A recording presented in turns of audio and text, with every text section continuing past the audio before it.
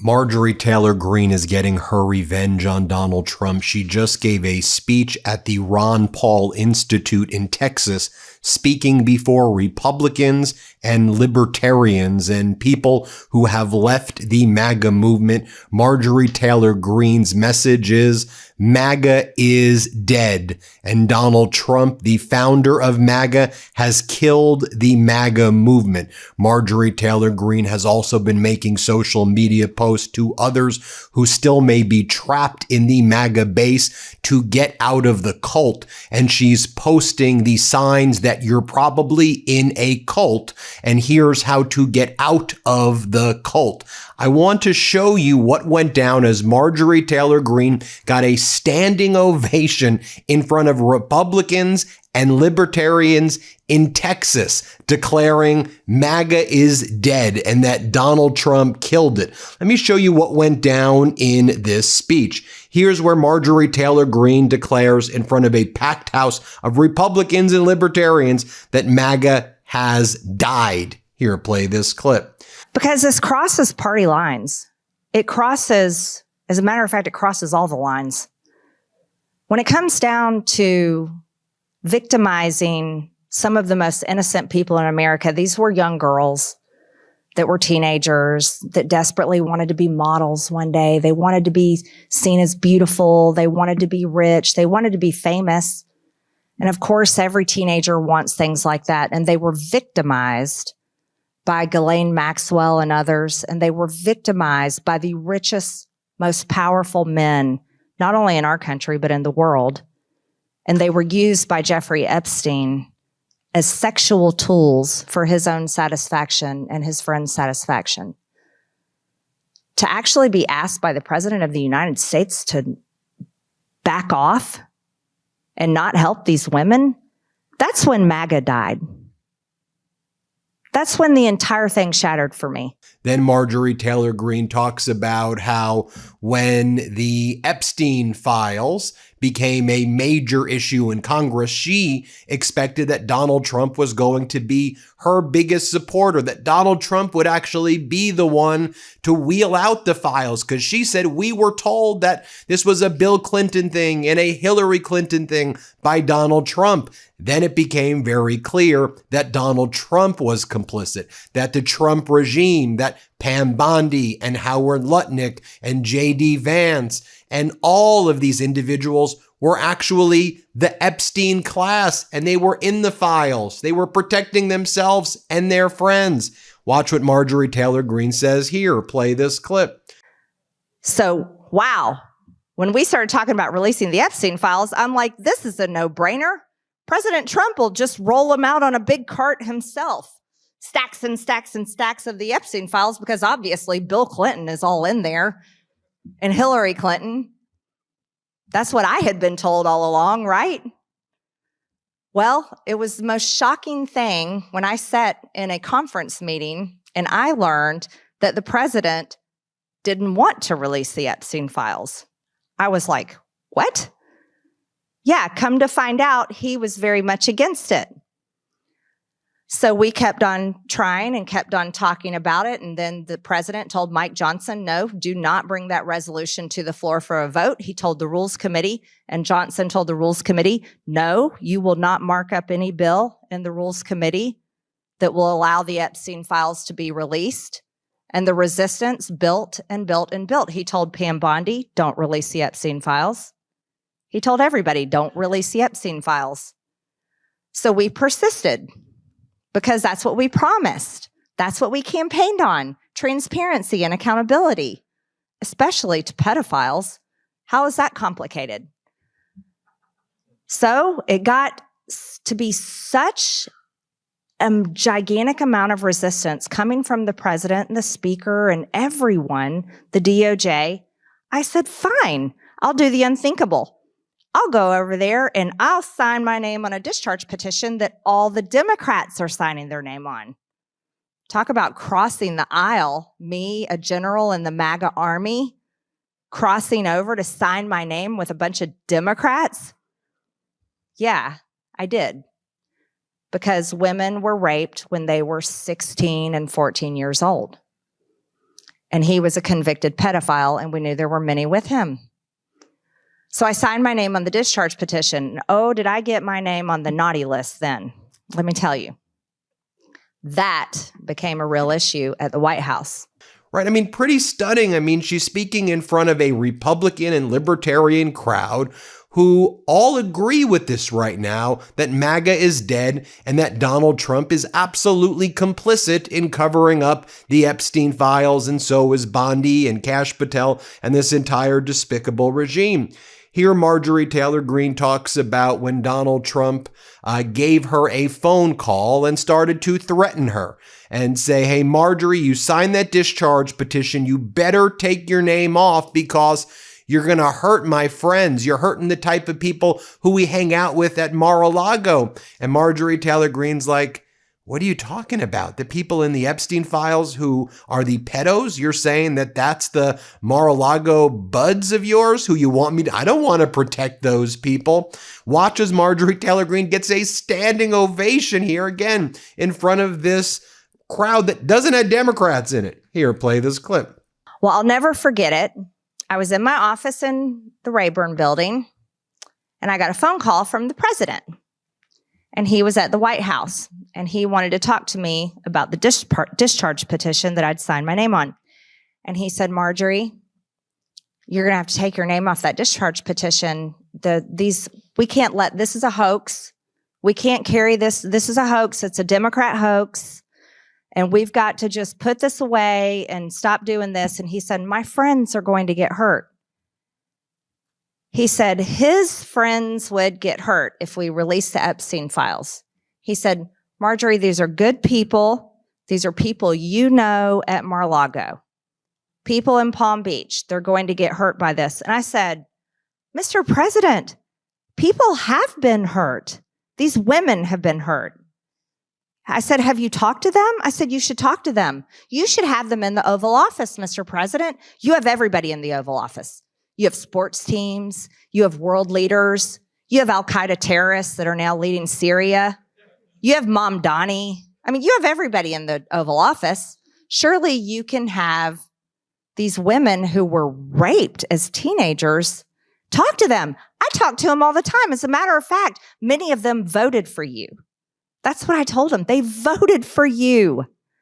Epstein victims voted for Donald Trump. And he wouldn't have anything to do with them. And he told me his friends would get hurt. And I said, not taking my name off the discharge petition. Thank you.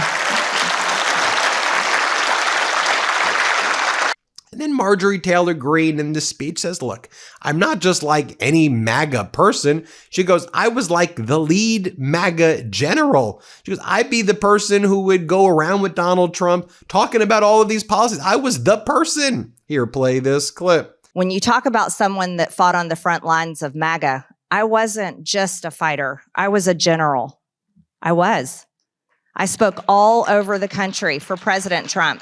I stood on rally stage after rally stage. As a matter of fact, I spoke at Lindsey Graham's home county. I spoke just before Lindsey Graham. Then she talks about how there's this whole industry that developed around Donald Trump, this MAGA cottage industry of grifters who follow Trump around and sell the Trump Bibles and the Trump shirts. And then she goes, you know who killed though all of that? Donald Trump. He's the one who killed it. Here, play this clip. Make America Great Again was such a dream for so many Americans, and it was sold for years and years, and an industry was created around it, an entire political industry and an economic. It's an entire economy. At rallies, there's companies that sell T-shirts and hats. These little businesses, these small business owners follow Donald Trump all over the country and sell their goods to all the MAGA faithful that go to the rallies. There's also companies online that sell all types of Trump gear, MAGA, you name it, coffee mugs, hats, T-shirts, pajamas. I mean, maybe some of you in this room have some of that stuff. You've probably thrown it out by now if you did, but it was available to buy in every way. There's Trump Bibles, there's Trump watches. I don't know. There's Trump everything. But think about that, an entire industry created on MAGA. But I watched it die because when you're a member of Congress, we have a unique view that the American people don't have. It's like riding a roller coaster. You know, when you ride a roller coaster and if you're in the front car, you are strapped in and you have the front row seat of everything that's coming on the roller coaster ride. When you're climbing up the hill and you're climbing slowly up the hill, you can see when you're getting to the top, but the people behind you, they can't see it yet. Well, that's how I felt being a member of Congress, being such an integral piece of MAGA, being personal friends with the president, personal friends with the administration, and personal friends with all of the people that got us there. So as a member of Congress, I had a front row view of the bills and the president's support of the bills and the policies that actually destroyed MAGA. And then she goes on and says it again. Trump was the one who destroyed you. Trump killed it. Play this clip. You see, MAGA went from being words and promises, but when it came time to put it into real action, the actions is what killed it. And do you want to know who took the actions to kill MAGA? It was the creator and the founder himself, Donald Trump.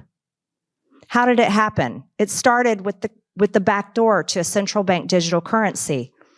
And then when we campaigned on lowering inflation and reducing gas prices and caring about domestic issues that matter to Americans, the White House front door became a revolving door to foreign leaders, not to Americans, and not to industry leaders and those involved in working on the domestic solutions that Americans needed. No, it became a place of foreign policy. The next thing that happened was bombing Iran. I openly and spoke publicly against it. And that's when strike two happened for me. The president was mad at me. How dare I criticize him? After all, he wants the Nobel Peace Prize and he wants it by bombing Iran. How can I point out that hypocrisy, Marjorie? No. Don't criticize the president. Don't be a panikin. Trust Trump, right? Well, I spoke out, but there were others that spoke out. Charlie Kirk spoke out, and he spoke out quite bravely. Tucker Carlson spoke out bravely, and others, few others, not many of us, but a few. Well, then the 12-day war was finished, and they got to come out and do their victory rounds on Fox News and say how, oh, see, it didn't turn into a forever war. Oh, look, we bombed them and we wiped out their entire nuclear capabilities. We wiped out all their military capabilities. It's over. And that's why Donald Trump should have the Nobel Peace Prize. My goodness, it was so silly. Well, as this was going on, I was watching spending bill and CR and all this disgusting things that happen in the House of Representatives. No real change. In Congress, I would co-sponsor the balanced budget resolution, and I would co-sponsor all the conservative bills. Then magically, guess what? No matter who is Speaker of the House, those bills never come to the floor for a vote. Well, talking about another resolution that got blocked more than any other resolution I've ever seen, it was to release the Epstein files. And then she talked about how because Donald Trump said that she was disloyal to him, even though she said, I think I'm being loyal to the country and I'm being loyal to victims of child rape, victims of a child sex trafficking ring, but because me being loyal and protecting people who are victims of child rape, that now makes me not loyal to you. So therefore, I'm a traitor. And then Donald Trump would call her Marjorie traitor. And then she would get all of these death threats and her kids would get these death threats. And then she said, so I went to Donald and I said, hey, can you tone it down? My son's getting death threats. And she goes, Donald Trump told me, yeah, I know. He deserves it. He deserves it. So folks, If there are any Republicans, libertarians, people who are not interested in politics at all, I know there's a lot of you who watch this network. And of course, we have a big progressive audience as well and a big liberal audience, but we have lots of people because this network isn't about politics. It's really about people, about fighting for the people first and foremost. That's where we center our network and our movement above everything else. And so you can hear it from the words. If you're like, well, Ben, you're hear it from the words of Marjorie Taylor Greene, the lead MAGA general. Here, play this clip. I got a Truth Social dropped on my head like a nuclear bomb where the president called me a traitor. And I read that and I thought, a traitor? Oh my gosh. I looked up the definition of traitor. I looked it up. I was like, I have to wrap my head around this. And so a traitor is a traitor to the United States of America. And I swore an oath to defend our Constitution. And I really thought about it. I said, he's not talking about what we think of the definition of traitor. He's saying I was a traitor to him. To him. And that's why I was a traitor to him. And that's why he was going to support a primary against me, just like he's doing to Thomas Massie, which is horrific. And I looked at that and I thought to myself, this is a badge of honor. It truly is.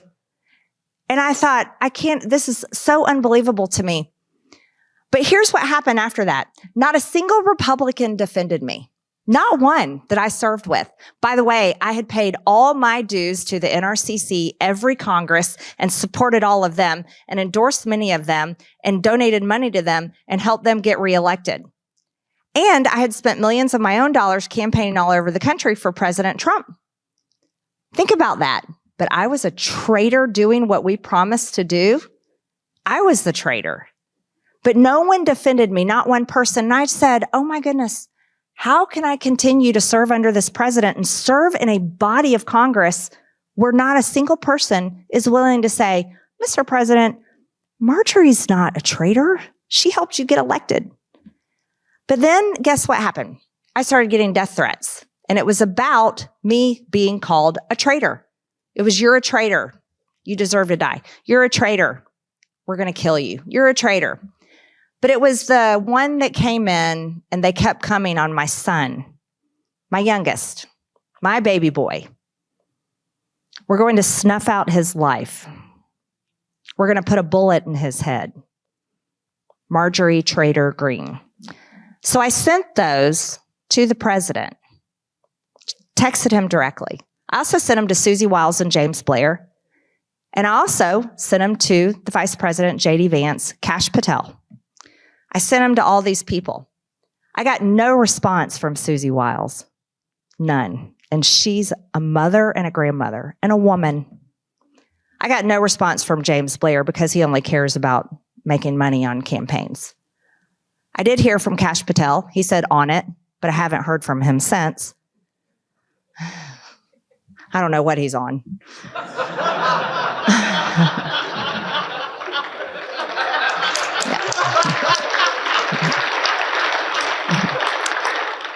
J.D. Vance was very nice to me, compassionate and kind, and reassured me that he would do everything we could to find out what's going on. And then I heard back from Donald Trump. And I've saved these text messages. I'd probably get put in jail if I released them publicly, but I saved them.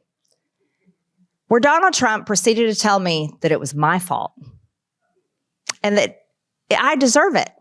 If my son gets killed, I deserve it because I was a traitor to him. That is our president of the United States. That's the man that says MAGA is whatever he wants it to be. Wow, and as I mentioned at the outset of the video, some of those Marjorie Taylor Greene posts where she calls out people being brainwashed by a MAGA cult. Here's what she writes. She goes, "Facts don't care about your feelings. Open your eyes and leave the cult." And then she shows, here are the ways you know you're stuck in a MAGA cult. And then she reposted this from another very far right-wing aligned account, the Zero Hedge account. exiled MAGA dissidents consult with Ron Paul on the Iran war. In other words, you have all of these former MAGA people. They're really growing their own anti-MAGA movement right now, and it's happening in Texas. There you have it, folks. Let me know what you think. Hit subscribe. Let's get to 7 million subscribers. And thank you all so much for watching. Want to stay plugged in? Become a subscriber to our Substack at MeidasPlus.com. You'll get daily recaps from Ron Filipkowski, ad-free episodes of our podcast, and more exclusive content only available at MeidasPlus.com.